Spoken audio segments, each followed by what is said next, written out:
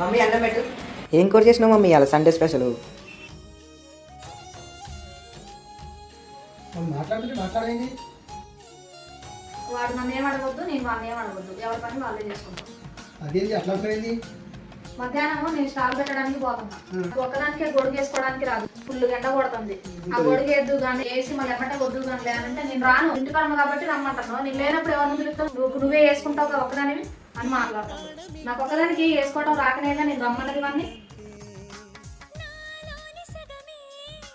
అవునా నాన్న? మరి ఇందాక ఇంట్లోకి రాగానే మమ్మీ అన్నం పెట్టాను ఎందుకన్నా? నువ్వే పెట్టుకుని తినొచ్చు కదా. ఇప్పుడు నువ్వు పెద్దడు అయిన డాడీ, నువ్వే హెల్ప్ చేయాలి మమ్మీకి. మన ఇంట్లో పని మనమే చేసుకోవాలి, వేరే వాళ్ళు ఎవరు వస్తారు చేయడానికి?